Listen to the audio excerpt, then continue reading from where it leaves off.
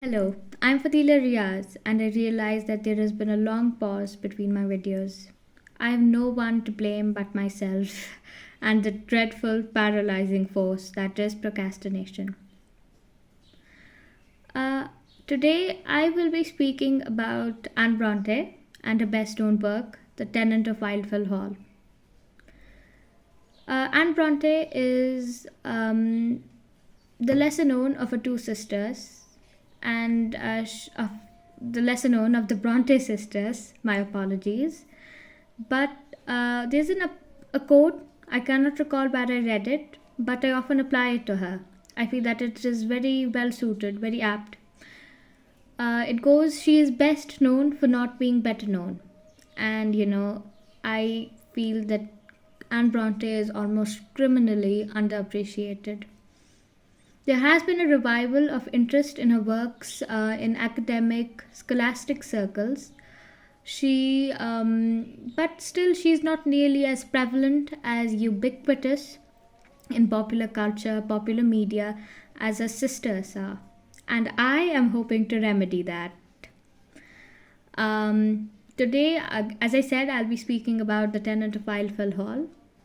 And I feel that the book has a reputation, so to speak, and a reputation that does precede it. I did say that her work, she's not as well known as her sisters. However, if you do a bit of research, if you do dig deep, you would know that The Tenant of Wildfell Hall was wildly unpopular and controversial at the time of publication, that it drew very polarizing responses from the general public and the critics, and it offended Victorian morality. So, this is still, I feel that mostly it was because of the language, which was, and I would say still is, in some ways, very intense, very graphic, very explicit, and very forceful, unrelenting. And it is, a quality I admire greatly in her writing and even in her sisters, Charlotte Bronte, who I won't mention because she's already too famous for her own good. But the force, the power, the effect that is inherent in her writing, that is this there's so much conviction, so much, so firm, and as I already said, unrelenting. I admire that greatly. But as I was saying, that it came under heavy criticism because of the language and also the subject matter, which was very heavy and very bold, very new, very daring, certainly, at the time of publication, and I would venture to say even now. So I'll be speaking about some of the main themes the book deals with. I would like to also mention that in the foreword of the novel, Anne Brontë discusses herself that how and why the novel has been written in so graphic a manner, so explicit, so so almost how why it has been written so intensely, so with so much detail and with the language. And I'm sorry, I feel that I am rambling, but as I was saying, why it has been written in the manner it was written, why it did not attempt to disguise, to mask any vice or the any vice or any evil or wickedness, why it did not attempt it at all, why it instead laid it bare for the readers. She discusses it herself. She says that she believes that vice and vicious characters should be represented in novels openly. Should be shown. Their behavior, how they function, what they do, should be shown openly. You should not shy away from exposing them, so to speak. You should represent them as they are and not as they would want to be. And I feel that it is a very good reminder, especially in times of young adult fiction, where these bad, evil characters are portrayed in a very glamorous, very glamorous, very with these rose-tinted glasses almost.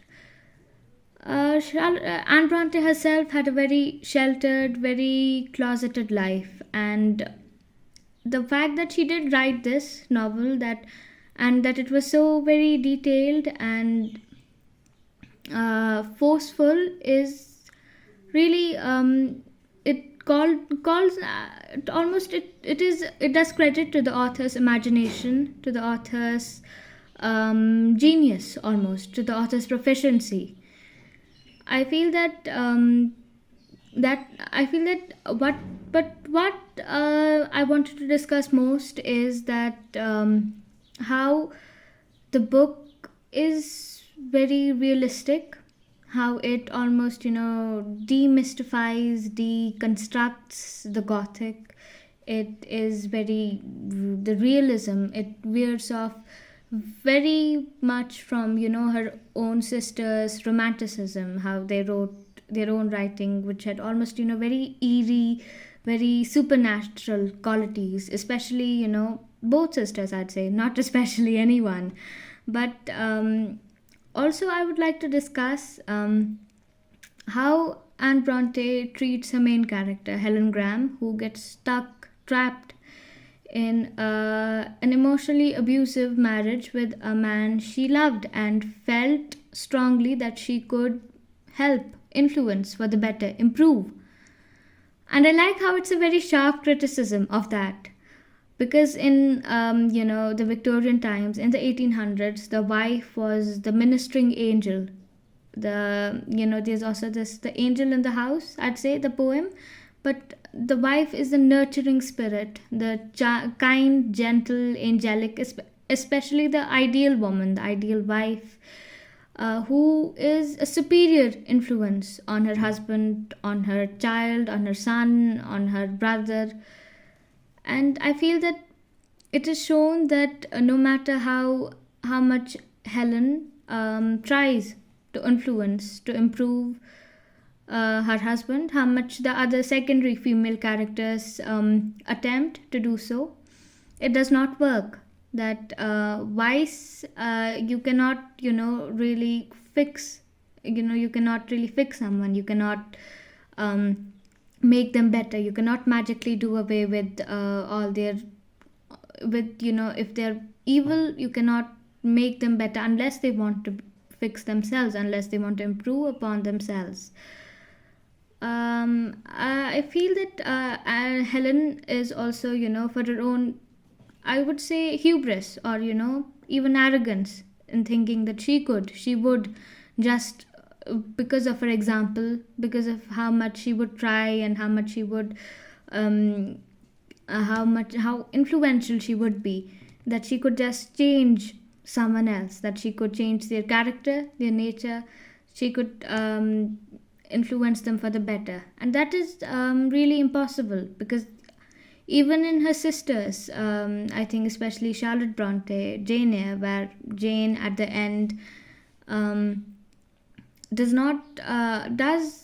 is shown to have an influence over Mr. Rochester, that she does change him, that she does tame him, manage him,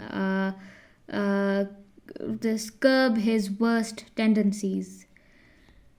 Anne Bronte really, she refutes that. She says that no, it is not possible for such a thing to be.